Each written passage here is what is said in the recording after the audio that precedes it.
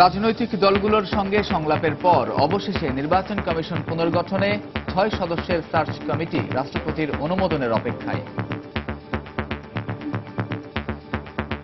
সদস্যরা স্বচ্ছ প্রক্রিয়া অবলম্বন করবেন বলে আশাবাদ। এত কিছুর পরে যারা যাচ্ছেন তাদের নিরপেক্ষ না হওয়ার কোনো উপায় থাকবে না। আমাদের বিশ্বাসটাকে কোনো একটা জায়গায় স্থাপন করতে হবে। যাদেরকে নিয়ে এই কমিটি হয়েছে তারা এমন একটা সিদ্ধান্ত নেবেন যেটা আমাদেরকে বিতর্কের দিকে ঠেলে না দিয়ে আমাদেরকে বিতর্ক মুক্ত রাখবে। দেখছিলেন প্রধান শিরোনাম। সন্ধ্যার সময় সঙ্গে আছি সাজিদ রাজু এবং আমি কামরুজ্জামান মামুন। এবার অন্যান্য শীর্ষ সংবাদ। সার্চ কমিটিতে আওয়ামী লীগের পছন্দের লোক, মন্তব্য বিএনপির। সরকারি দলের কাছ থেকে কোনো নাম যায়নি বলছে আওয়ামী লীগ। গণভবনে ছাত্রলীগ নেতাদের সঙ্গে প্রধানমন্ত্রী শেখ হাসিনার মতবিনিময়। সরকারের উন্নয়নের কথা সারা দেশে ছড়িয়ে দেওয়ার নির্দেশ। শিক্ষকদের নির্দেশে সহায়ক বই নামে গাইড বুক কিনতে বাধ্য হচ্ছেন অভিভাবকরা। ব্যাহত হচ্ছে সৃজনশীল শিক্ষার আসল উদ্দেশ্য, আইনি কাঠামোয় আনার আশ্বাস শিক্ষামন্ত্রীর। এবং যুক্তরাষ্ট্র টিপিপি চুক্তি থেকে বেরিয়ে যাওয়ায় উপকৃত হবে বাংলাদেশ। অসম প্রতিযোগিতা এড়ানোর পাশাপাশি বাজার সম্প্রসারণে আশাবাদী ব্যবসায়ীরা।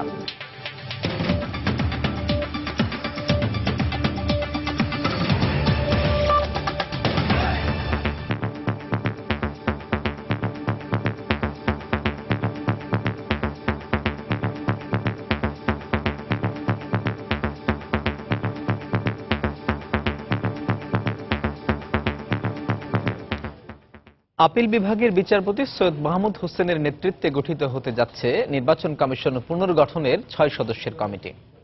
সকালে বঙ্গভবন থেকে পাঠানো সার্চ কমিটির নাম মন্ত্রিপরিষদ বিভাগ, প্রধানমন্ত্রী ও প্রধান বিচারপতির দপ্তর ঘুরে আবারও রাষ্ট্রপতির দরবারে। এখন শুধু রাষ্ট্রপতির অনুমোদনের অপেক্ষা। তবে কমিটির সদস্যদের নাম গেজেট আকারে প্রকাশের আগেই এ বিষয়ে পাল্টাপাল্টি প্রতিক্রিয়া জানিয়েছে প্রধান দুই রাজনৈতিক দল আওয়ামী লীগ ও বিএনপি।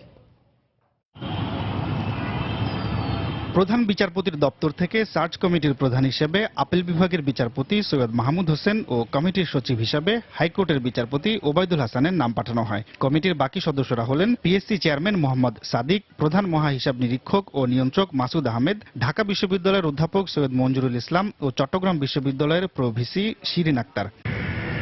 বুধবার দুপুরে নতুন নির্বাচন কমিশন গঠনে 6 সদস্যের সার্চ কমিটি গঠন করা হয়েছে। এ সংক্রান্ত চিঠি বঙ্গভবন থেকে পাঠানো হয় মন্ত্রিপরিষদ বিভাগে। সেখান থেকে সারসংক্ষেপ আকারে তা পাঠানো হয় প্রধানমন্ত্রীর কার্যালয়ে। পরে এ বিষয়ে সুপ্রিম কোর্টের প্রধান বিচারপতি সুরেন্দ্র কুমার সিনহার সঙ্গে বৈঠকে বসেন আইনমন্ত্রী আনিসুল হক ও মন্ত্রিপরিষদ সচিব মোহাম্মদ শফিউল আলম। বিকেল 3টা থেকে 4টা পর্যন্ত প্রায় 1 ঘণ্টা বৈঠক করেন তারা। নির্বাচন কমিশন পুনর্গঠন সংক্রান্ত কোনো আইন না থাকায় এবারও নতুন নির্বাচন কমিশন গঠনে রাজনৈতিক দলগুলোর সঙ্গে সংলাপে বসেন রাষ্ট্রপতি মোহাম্মদ আব্দুল হামিদ। গত 18 ডিসেম্বর থেকে আওয়ামী লীগ, বিএনপি সহ 31টি দলের সঙ্গে রাষ্ট্রপতির ওই সংলাপ শেষ হয় 18 জানুয়ারি। সংলাপে নির্বাচন কমিশন গঠনে আইন প্রণয়ন কিংবা সার্চ কমিটি গঠন সহ নানা প্রস্তাব তুলে ধরে দলগুলো। এদিকে বুধবার সার্চ কমিটির সদস্যদের নাম প্রকাশের পরপরই এ বিষয়ে পাল্টাপাল্টি প্রতিক্রিয়া দেয় প্রধান দুই রাজনৈতিক দল আওয়ামী লীগ ও বিএনপি। বিকেলে বিএনপির মহাসচিব মির্জা ফখরুল ইসলাম আলমগীর নতুন সার্চ কমিটিকে সরকারের পছন্দের কমিটি উল্লেখ করে বলেছেন, এর মাধ্যমে সরকার 5ই জানুয়ারির মতো আরেকটি নির্বাচন করতে চায়। এই পুরো সার্চ কমিটি হচ্ছে এই সরকারের, আওয়ামী লীগ সরকারের পছন্দের। দুর্ভাগ্য এই জাতি যে সুযোগ সৃষ্টি হয়েছিল এই রাজনৈতিক সংকট থেকে এই জাতিকে বের করে আনার, সেই সুযোগটিও তিনি গ্রহণ করলেন না। তবে এই সার্চ কমিটি গঠনকে একান্তই রাষ্ট্রপতির ইখতিয়ার বলে প্রতিক্রিয়া দেন আওয়ামী লীগের সাধারণ সম্পাদক ওবায়দুল কাদের। কাকে কাকে তিনি মনোনয়ন দেবেন সেটা তো একান্তই মহামান্য রাষ্ট্রপতির ইখতিয়ার। আগামী ফেব্রুয়ারির প্রথম সপ্তাহে মেয়াদ শেষ হচ্ছে কাজী রকিবউদ্দিনের নেতৃত্বে গঠিত বর্তমান নির্বাচন কমিশনের। তাফসির বাবু, সময় সংবাদ, ঢাকা।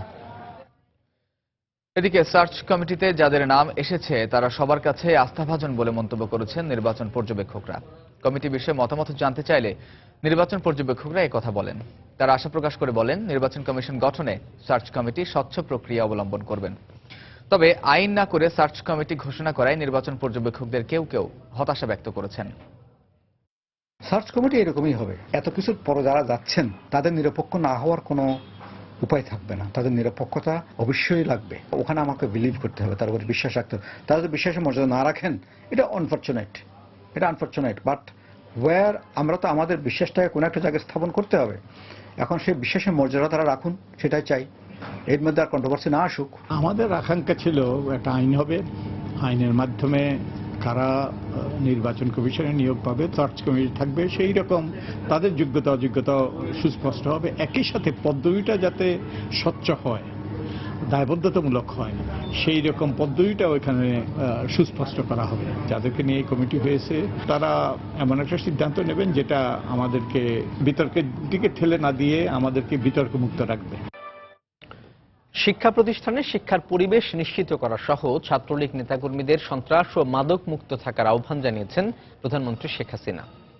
সকালে গণভবনে সংগঠনটির ৬৯তম প্রতিষ্ঠা বার্ষিকী উপলক্ষে দেশের বিভিন্ন জেলা থেকে আসা নেতাদের সঙ্গে মতবিনিময়ের সময় তিনি এই আহ্বান জানান। এছাড়া সমাজ কল্যাণমূলক কাজ করার মাধ্যমে ছাত্রদেরকে ভবিষ্যতে দেশ পরিচালনার প্রস্তুতি নেয়ারও আহ্বান জানান প্রধানমন্ত্রী। মতবিনিময় সভায় প্রধানমন্ত্রী বলেন, বিএনপি আবারও আগুন সন্ত্রাস করলে জনগণই এর প্রতিবাদ করবে। প্রতিষ্ঠাবার্ষিকীর ধারাবাহিক কর্মসূচির অংশ হিসেবে গণভবনে প্রধানমন্ত্রীর সাথে মতবিনিময় করেন ছাত্রলীগের নেতাকর্মীরা, যেখানে দেশের বিভিন্ন শিক্ষা প্রতিষ্ঠান থেকে আসা ছাত্র নেতাদের সঙ্গে কথা বলেন প্রধানমন্ত্রী। আমার গণভবন ধন্য। অনুষ্ঠানে সরকারের উন্নয়নমূলক কাজের তথ্য সারা দেশে ছড়িয়ে দেবার আহ্বান জানান প্রধানমন্ত্রী। কমিউনিটি ক্লিনিক করে দিয়েছে, সেখান থেকে মানুষ চিকিৎসা পাচ্ছে, বিনা পয়সা ওষুধ পাচ্ছে। আমি তোমাদের বলবো যে আমাদের যারা ছাত্রনেতারা যার যার এলাকায় যে এই কমিউনিটি ক্লিনিক দরকার হলে সেখানে ভলান্টিয়ার সার্ভিস দেবে, সেখানে যাবে, মানুষ যে চিকিৎসা পাচ্ছে সেটা খোঁজ নেবে, খবর নেবে এবং যে যতটুকু মানুষকে সাহায্য করবে, সহযোগিতা করবে। আর এটা যে আমরা করে দিচ্ছি, আওয়ামী লীগ সরকার দিচ্ছে, সেই কথাটাও কিন্তু মানুষকে বলতে হবে। সরকারের শিক্ষা বান্ধব কর্মসূচির মাধ্যমে সেশন জট সহ শিক্ষা প্রতিষ্ঠানের নানা সংকট দূর হয়েছে। শিক্ষার পরিবেশ নিশ্চিত করা সহ জঙ্গিবাদ ও মাদকাসক্তি নির্মূলে ছাত্রলীগকে নেতৃত্ব দেবার আহ্বান জানান প্রধানমন্ত্রী। প্রত্যেকটা শিক্ষা প্রতিষ্ঠানে এই অস্ত্রের ঝঞ্ঝানি আমরা দেখতে চাই না। আমরা চাই না যে এখানে কোন রকম এই ধরনের ঘটনা ঘটুক, কারণ অতীতে এভাবে অনেক ক্ষতি করেছে। বছরের পর বছর সেশন জট, পরীক্ষা জন্য অপেক্ষা করতে করতে করতে করতে সময় চলে গেছে, চাকরিও পাওয়া যায়নি, এরকম একটা দুঃসময় গেছে। আমরা এখন আমাদের অনেক প্রচেষ্টার মাধ্যমে আমরা সেই সেশন জট মুক্ত করতে পেরেছি। ছাত্র নেতাদের সাথে মতবিনিময়কালে প্রধানমন্ত্রী আরো বলেন, ক্ষমতায় যাবার জন্য সন্ত্রাসের পথ বেছে নিয়েছিল বিএনপি জামাত। ভবিষ্যতে এ ধরনের কোনো কর্মসূচি নিলে জনগণই তা প্রতিহত করবে। মানুষ পুড়িয়ে নাকি তিনি সরকার উৎখাত করবে, তো সরকার উৎখাত করেছে না, করতে তো পারেনি, অন্তত মানুষের ক্ষতি করেছে। বরং জনগণ যখন প্রতিরোধ করেছে তখনই তারা থেমেছে। আশা করি ভবিষ্যতে আর এই পথে তারা পাড়া দেবে না, পাড়া দিলে জনগণই প্রতিরোধ করবে। ছাত্রলীগ নেতাকর্মীদেরকে বঙ্গবন্ধুর আদর্শে জীবন গড়ার আহ্বান জানান প্রধানমন্ত্রী শেখ হাসিনা। নিজের পায়ে দাঁড়াতে হবে, দেশকে সেভাবে যেন প্রতিনিধিত্ব করতে পারে সেইভাবে তোমরা চিন্তা ভাবনা করবে। আজহার লিমন, সময় সংবাদ, ঢাকা। এদিকে বিকেলে সংসদ অধিবেশনের প্রশ্নোত্তর পর্বে প্রধানমন্ত্রী শেখ হাসিনা বলেছেন, ডক্টর ইউনূস আইনি লড়াইয়ে হেরে গিয়ে গ্রামীণ ব্যাংকের এমডি পদ হারিয়েছেন। পদ হারানোর পর সরকারের বিরুদ্ধে তিনি পদ্মা সেতুর অর্থায়ন বন্ধ সহ বিভিন্ন ষড়যন্ত্র করেছেন বলেও মন্তব্য করেন শেখ হাসিনা। বর্তমান সরকার আগুন সন্ত্রাস সহ জঙ্গিবাদ দমনে সফল বলেও সংসদে জানান প্রধানমন্ত্রী শেখ হাসিনা। গ্রামীণ ব্যাংক একটা আইন দ্বারা গঠিত, কাজে সেই আইনের কারণেই তিনি কিন্তু তার এমডি পদটা হারালেন। কিন্তু এই হারানোতে দোষারোপটা সব পড়লো আমার উপর। এখানে আমার কিন্তু কিছুই করার ছিল না, আমার উপরে সমস্ত দোষটা দিয়ে সারা বিশ্বব্যাপী তিনি তার লবিস্ট আছে অনেক টাকা পয়সা খরচা, অনেক বড় বড় জায়গা থেকে টেলিফোন, এমনকি তার অনুরোধে হিলারি ক্লিন্টন আমাকে ফোন করলেন তার এমডি পদে কেন তাকে বাদ দেওয়া হচ্ছে। আমরা বললাম যে বাদ তো আমরা দিচ্ছি না, উনি মামলা করেছেন, মামলা থেকে হেরে গেছেন। এরপরে উনি খেপে গেলেন আমাদের উপর, আর সেই খেপাটা যে পড়লো আমার পদ্মা সেতুর উপর। মাননীয় স্পিকার, আপনারা দেখবেন যে আমাদের দেশের কোনো এক স্বনামধন্য পত্রিকার সম্পাদক আর উনি মিলে সেই ওয়ার্ল্ড ব্যাংকের প্রেসিডেন্ট মিস্টার জলিক তার সঙ্গে দেখা করে এবং মানে আমাদের American foreign secretary Hillary Clinton সহ এদের সকলের সাথে লবি করে সেই পদ্মা সেতুতে ওয়ার্ল্ড ব্যাংকের টাকা দেওয়াটা বন্ধ করে দেওয়া হলো এবং উল্টা দুর্নীতির অভিযোগ আনা হলো, যেখানে 1 পয়সা তখনও ছাড় হয় নাই। তারপরে বলা হলো দুর্নীতির ষড়যন্ত্র হয়েছে। সন্ধ্যার সময় আরো থাকছে।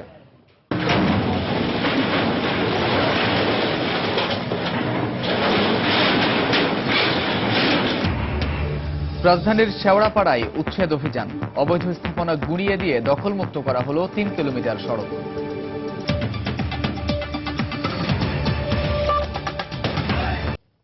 দর্শক, আমরা আগেই জানিয়েছি আপিল বিভাগের বিচারপতি সৈয়দ মাহমুদ হোসেনের নেতৃত্বে গঠিত হতে যাচ্ছে নির্বাচন কমিশন পুনর্গঠনের 6 সদস্যের কমিটি। এখন শুধু রাষ্ট্রপতির অনুমোদনের অপেক্ষায়। এই মুহূর্তে সচিবালয়ে মন্ত্রিপরিষদ বিভাগের সামনে আছেন সহকর্মী প্রসূন আশিস, তার কাছ থেকে জানবো বিস্তারিত। প্রসূন।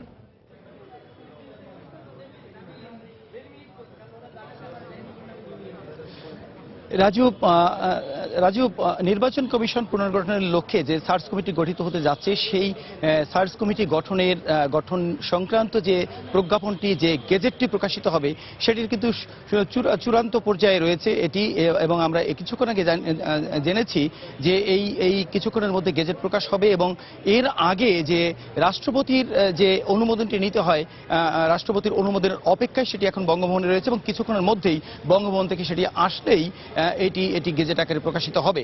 রাজু, আমি এর আগে জানিয়েছিলাম যে এই সার্চ কমিটির যে গেজেটটি প্রকাশ হবে সে ব্যাপারে মূলত আনুষ্ঠানিকভাবে মন্ত্রিপরিষদ বিভাগের অতিরিক্ত সচিব যিনি রয়েছেন মোহাম্মদ আব্দুল ওয়াদুদ, উনি সাংবাদিকদের সাথে কথা বলবেন এবং এর প্রক্রিয়া সম্পর্কে জানাবেন এবং কারা এই সার্চ কমিটিতে থাকবেন সেই নামগুলো উল্লেখ করবেন। তবে ইতিমধ্যে রাজু, আমি এর আগেও আমরা জানিয়েছিলাম এবং ইতিমধ্যে যে নামগুলো চলে এসেছে, অর্থাৎ আপিল বিভাগের বিচারপতি সৈয়দ মাহমুদ হোসেন, ওনার নেতৃত্বেই মূলত এই সার্চ কমিটি গঠিত হবে এবং এখানে থাকবেন হাইকোর্ট বিভাগের বিচারপতি ওবায়দুল হাসান এবং সরকারি কর্ম কমিশনের চেয়ারম্যান মোহাম্মদ সাদিক, মহা হিসাব নিরীক্ষক ও নিয়ন্ত্রক মাসুদ আহমেদ, ঢাকা বিশ্ববিদ্যালয়ের ইংরেজি বিভাগের অধ্যাপক সৈয়দ মঞ্জুরুল ইসলাম এবং চট্টগ্রাম বিশ্ববিদ্যালয়ের সহ উপাচার্য শিরিন আক্তার। তবে এই গেজেট প্রকাশের আগে চূড়ান্ত করে বলা যাচ্ছে না, গেজেট প্রকাশের আগে নিশ্চিত করে বলা যাচ্ছে না যে ওনারাই কি থাকবেন সার্চ কমিটিতে। ইতিমধ্যে ওনাদের নামগুলো মূলত এসেছে গণমাধ্যমে এবং বিভিন্নভাবে বিভিন্ন সূত্র এটি নিশ্চিত করেছে। তো গেজেট প্রকাশের অপেক্ষায় এখানে আমরা রয়েছি। মন্ত্রিপরিষদ বিভাগ থেকে অল্পক্ষণের মধ্যেই এই গেজেটটি প্রকাশ হবে এবং কারা থাকবেন সেটি আমরা জানিয়ে দিতে পারবো। রাজু, মূলত মন্ত্রিপরিষদ বিভাগে এই ছিল সর্বশেষ তথ্য।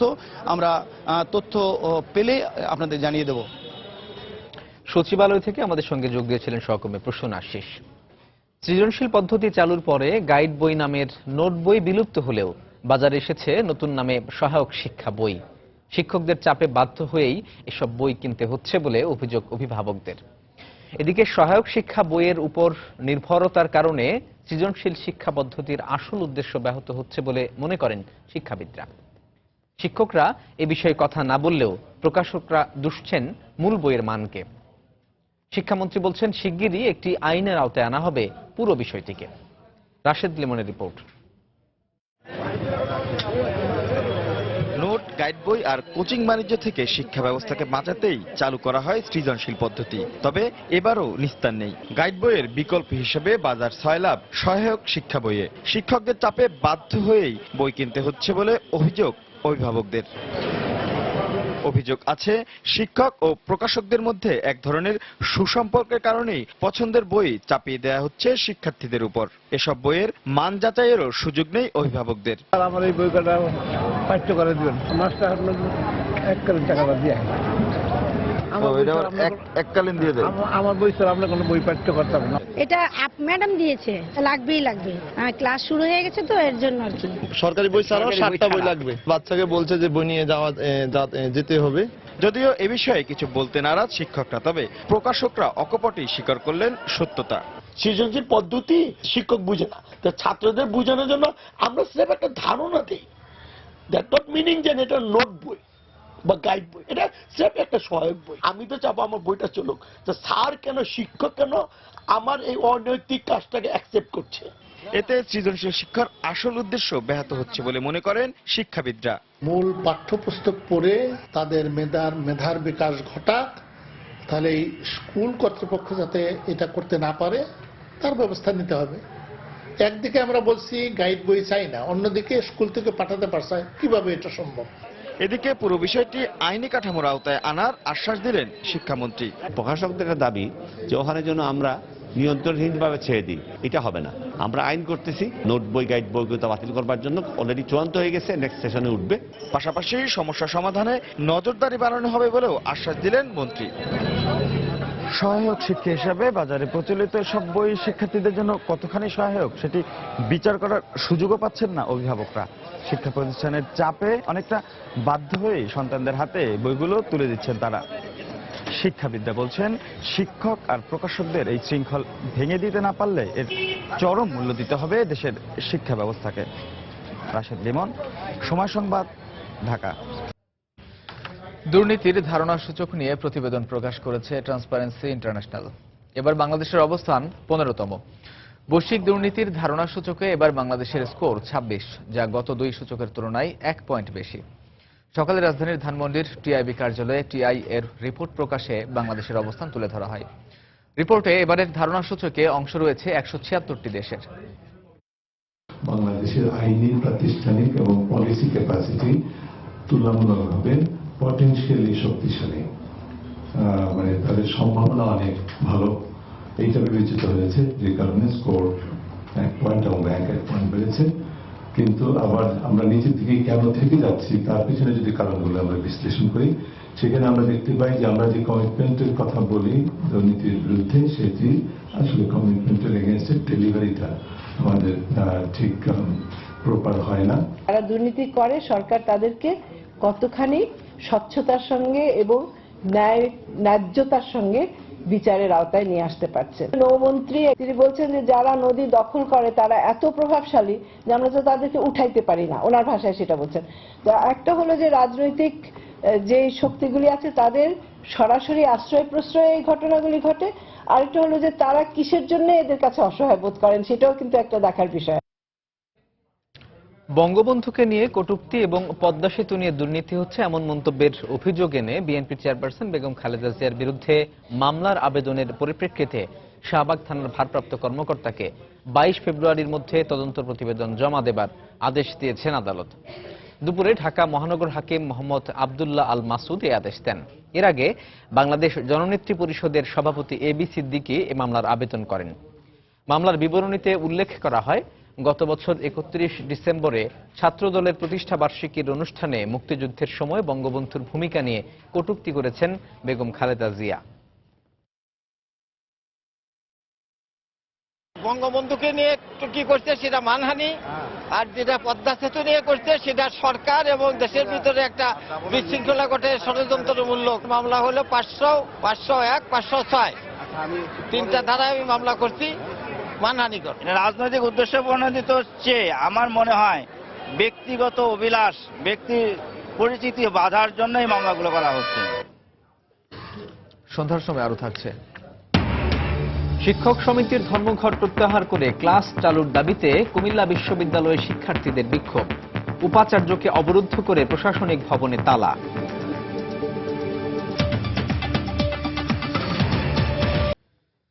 যুক্তরাষ্ট্র এশিয়া প্রশান্ত মহাসাগরীয় দেশগুলোর বাণিজ্য অংশীদারিত্ব চুক্তি টিপিপি থেকে বের হয়ে আসায় বাংলাদেশ উপকৃত হবে বলে মনে করছে বিশ্বব্যাংক ও বাংলাদেশের ব্যবসায়ী মহল। তাদের মতে এর ফলে প্রশান্ত মহাসাগরীয় দেশগুলোর সঙ্গে আর অসম বাণিজ্য প্রতিযোগিতায় পড়তে হবে না বাংলাদেশকে। সেই সঙ্গে মার্কিন বাজারে বাংলাদেশের বাণিজ্য বৃদ্ধিরও সম্ভাবনা রয়েছে। বিস্তারিত কামরুল হাসান সবুজের রিপোর্টে। নির্বাচনী প্রচারণায় যুক্তরাষ্ট্রের অনেক নীতিকৌশল পরিবর্তন ও বাতিলের ঘোষণা দিয়েছিলেন ডোনাল্ড ট্রাম্প। সে সময় ট্রাম্পের এসব বক্তব্যকে অনেকে নির্বাচনী চাল হিসেবে দেখলেও ক্ষমতা গ্রহণের পরপরই বাতিল করেন ওবামার স্বাস্থ্যনীতি। আর শুরু থেকেই পণ্য আমদানিতে কঠোরতা আরোপ করে আসা ট্রাম্প গত মঙ্গলবার বাতিল করেন বহুল আলোচিত টিপিপি চুক্তি। ট্রাম্প প্রশাসনের এই সিদ্ধান্ত বিশ্ববাজারে বাংলাদেশের বাণিজ্যকে আরো শক্তিশালী করবে বলে মনে করছেন দেশের ব্যবসায়ীরা।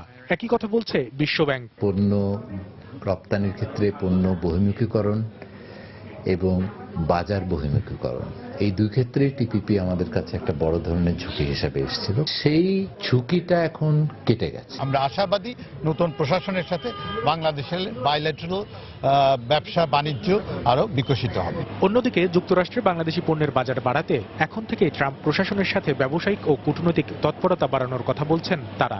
আমাদের সরকার এবং ব্যবসায়ী প্রশাসন আমরা একসাথে তাদেরকে আমার মনে হয় যে বোঝাতে সক্ষম হবে। ইতিমধ্যে আমরা লেবার স্ট্যান্ডার্ড এবং সেফটিতে অনেক কাজ করেছি, সুতরাং আমরা নতুনভাবে আলোচনা শুরু করব। আমাদেরকে বিজনেস ডিলস খুঁজতে হবে যেটা আমাদের জন্য উপকারী, আমাদের ইকোনমির জন্য উপকারী এবং তাদের জন্য প্রফিটেবল। এই বিজনেস ডিল যদি আপনি নিয়ে যেতে পারেন, সেই ব্যবসায়ী প্রফিট দেখলে সে সেটাতে কাজ করবে।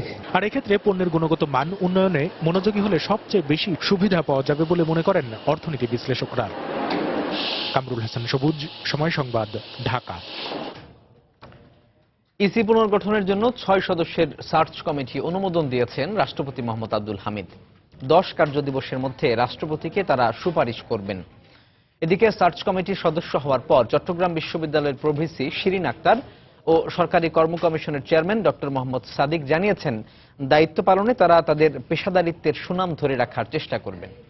নির্বাচন কমিশন গঠনে সার্চ কমিটিতে তার নাম ঘোষণার পর তাৎক্ষণিক এক প্রতিক্রিয়ায় তারা সময় সংবাদকে একথা জানান। চিঠি পাওয়ার পরে আমরা কমিটির মেম্বারদের নিশ্চয়ই একসঙ্গে বসার পরে আমরা সিদ্ধান্ত নেব আমাদের কি কি কাজ আছে এবং কি কি আমাদের করতে হবে। এটি তো একটা অনেক বড় দায়িত্ব, একটা চ্যালেঞ্জিং দায়িত্ব। তো এই দায়িত্বের কাজ করতে গিয়ে আমাদের তো খুব সুন্দর করে বিবেচনায় বসে একসঙ্গে সহযোগিতা করে এগোতে হবে। আমি আমার যে দায়িত্বটুকু পেয়েছি তা সঠিকভাবে পালন করতে পারার মাধ্যমে আমি আমার দায়িত্বটি যথাযথ সম্পন্ন করতে চাই। দর্শক, আমরা এই সার্চ কমিটি গঠন বিষয়ে সর্বশেষ খবরটি জানার জন্য আবারও চলে যাচ্ছি সচিবালয়ে। সেখানে আছেন সহকর্মী প্রসূন আশিস। প্রসূন,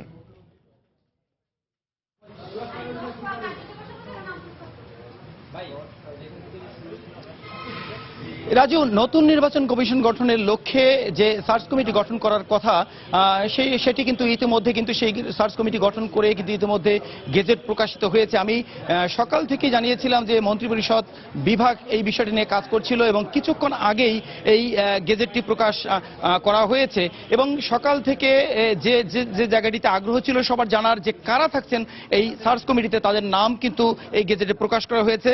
আমি জানিয়ে দিতে চাই যে আপিল বিভাগের বিচারপতি সৈয়দ মাহমুদ হোসেন এই সার্চ কমিটির নেতৃত্ব দেবেন বলে আমাদেরকে এই জানিয়েছেন এই গেজেট প্রকাশের পরে মন্ত্রিপরিষদ বিভাগের অতিরিক্ত সচিব আব্দুল ওয়াদুদ সাহেব।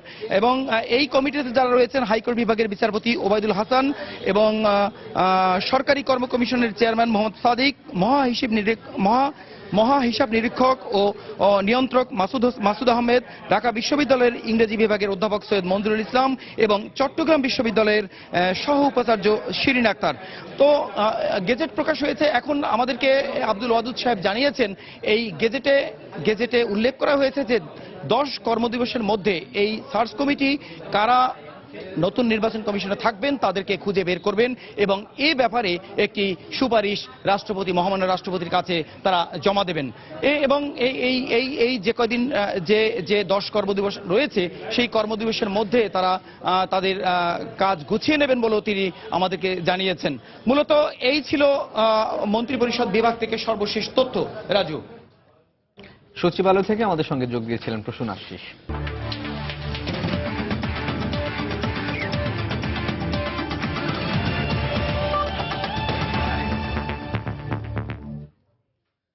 ইনজুরির কারণে নিউজিল্যান্ড সফরে দ্বিতীয় টেস্ট খেলতে না পারলেও এখন অবস্থার অনেকটাই উন্নতি হয়েছে। নিজের ইনজুরি সম্পর্কে বুধবার এমনটাই জানিয়েছেন বাংলাদেশ জাতীয় দলের ব্যাটসম্যান মুমিনুল হক। তার প্রত্যাশা নিউজিল্যান্ড সফরের হতাশা ভুলে হায়দ্রাবাদে ভারতের বিপক্ষে টেস্টে স্বরূপে ফিরবে টাইগাররা।